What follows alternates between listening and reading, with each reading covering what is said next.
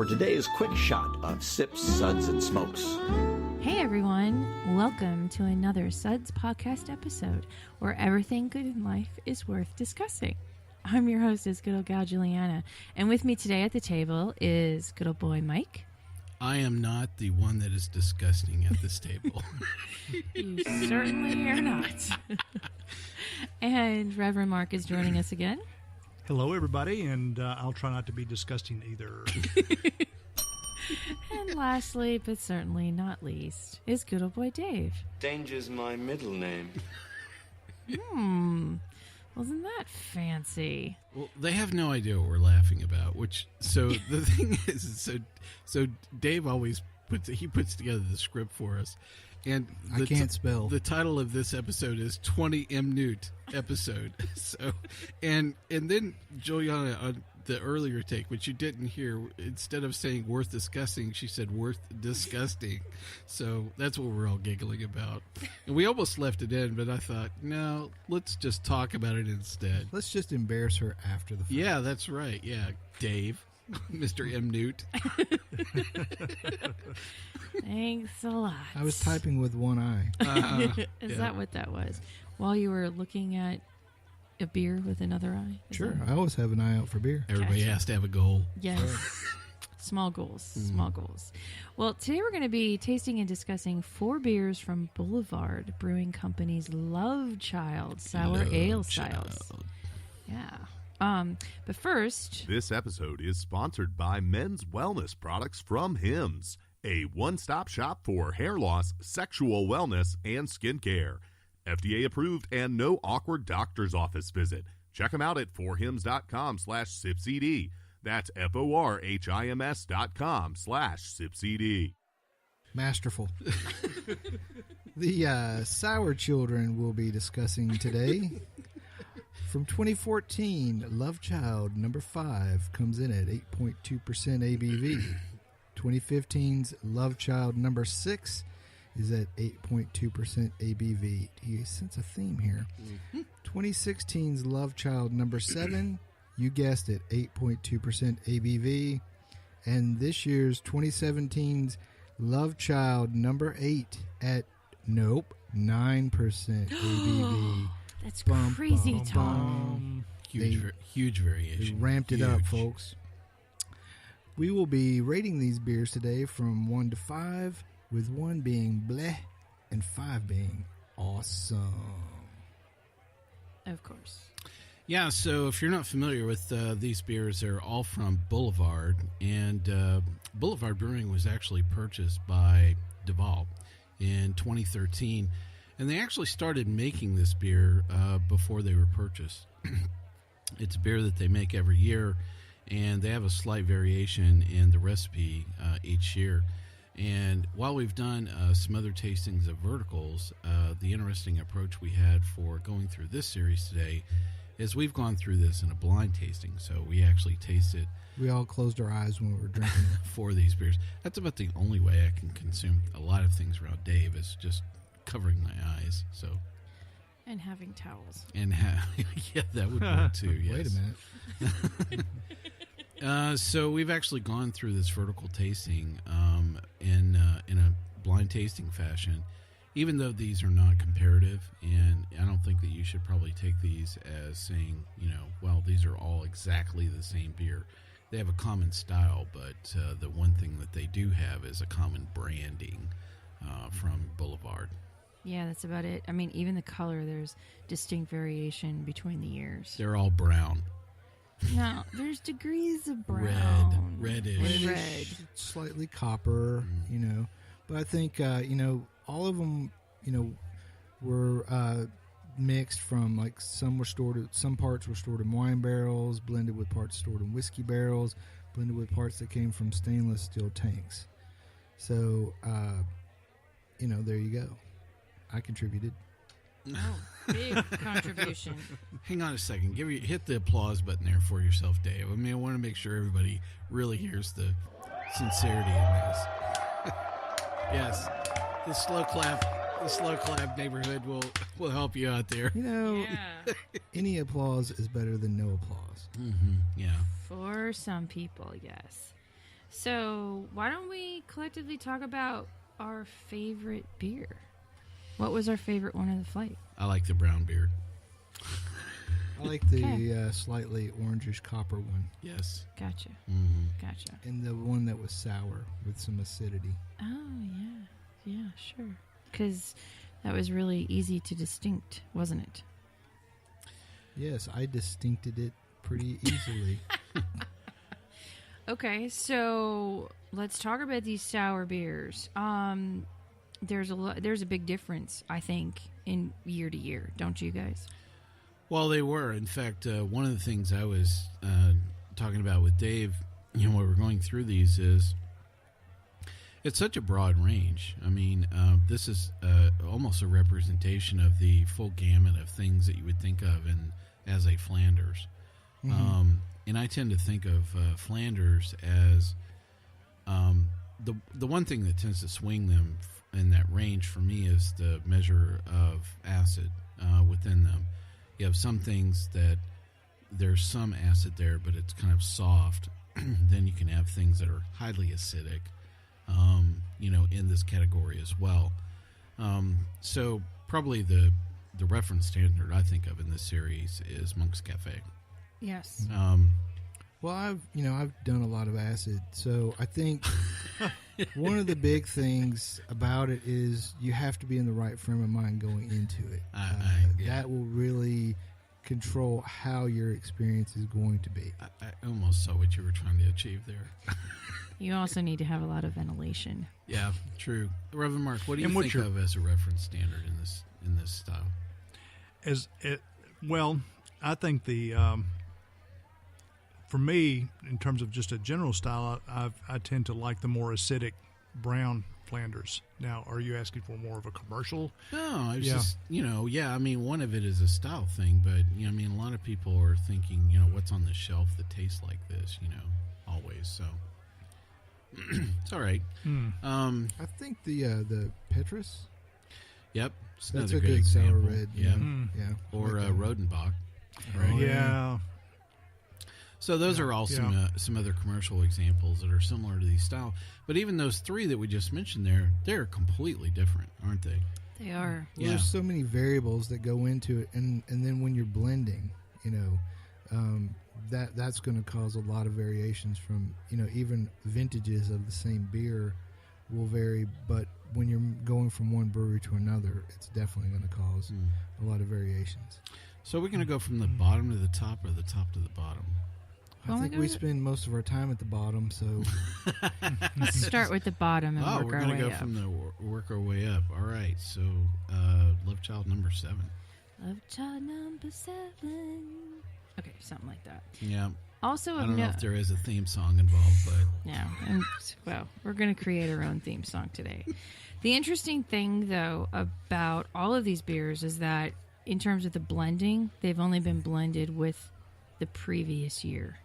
So 5 has been blended with 4, 6 has been blended with 5, and so on, as opposed to taking a blend of 2 or 3 years worth.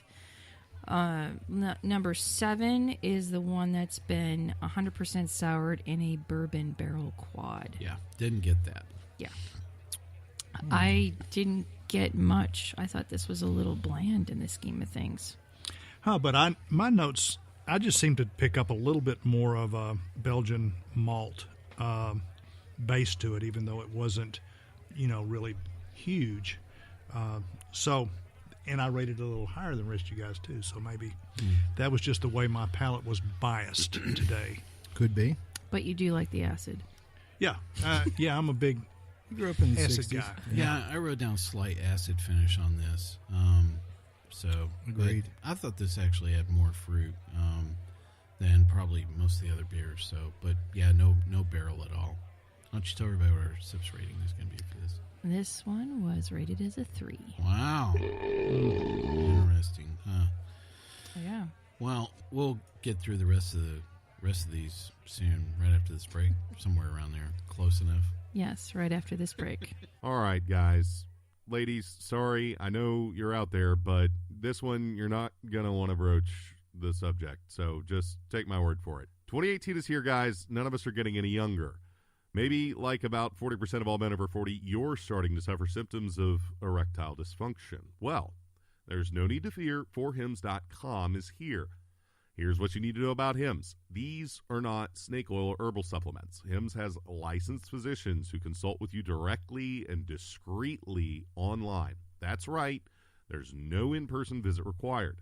They prescribe generic versions of FDA-approved name-brand medications, including some little sky blue colored pills that may or may not just be coming off patent at a huge savings to you. Anywho, medications are shipped directly to you for a fraction, I'm telling you, of what you can find it for elsewhere.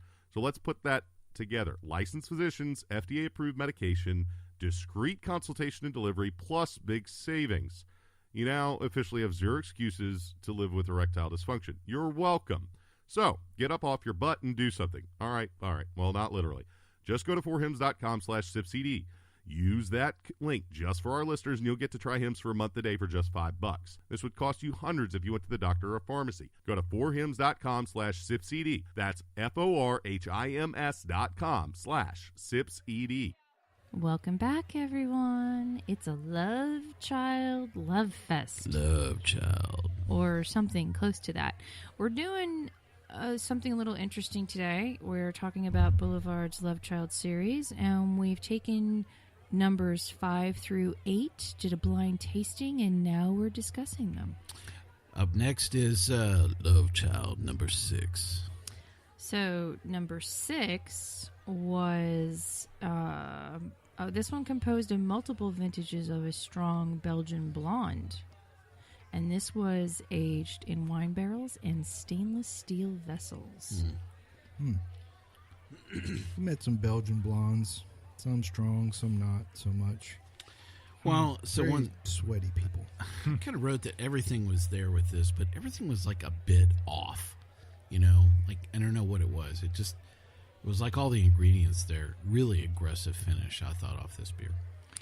I thought the sourness, though, was the most immediate to the palate for me, but it just didn't last. But it just does fall off pretty quick. Yeah.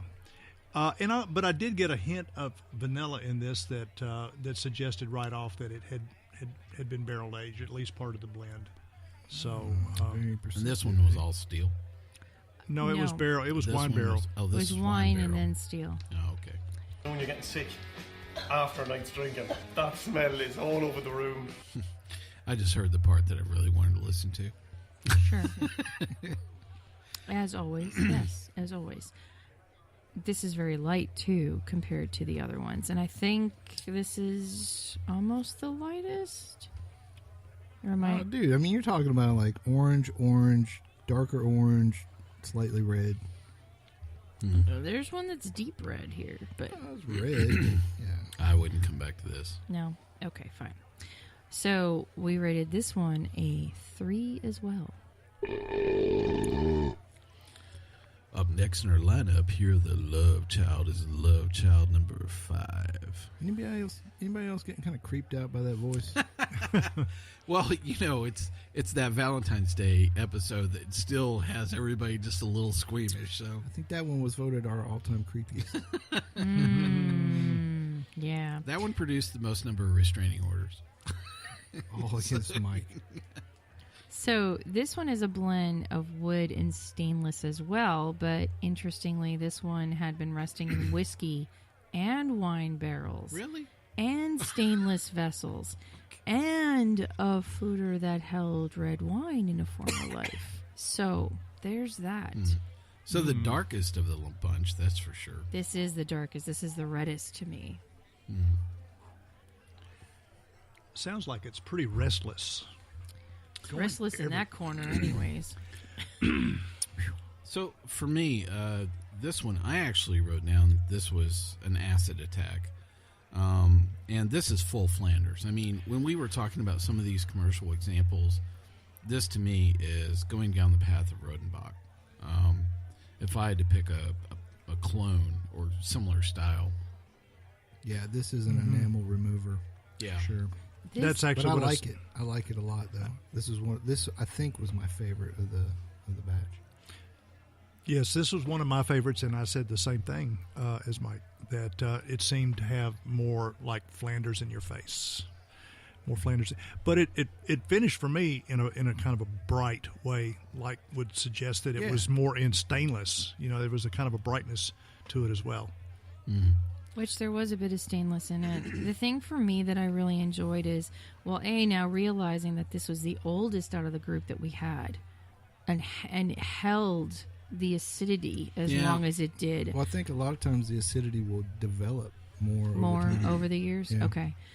But I also got this slight, really tart cherry at the finish, which I thought was really pleasing, and that's just to me. And that's okay, fine. I know you love all those dark red fruits, but if it's not raspberry, Mike ain't drinking it.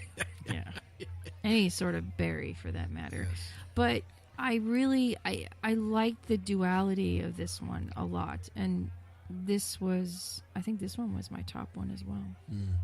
And we rated this a 3? 4. Okay.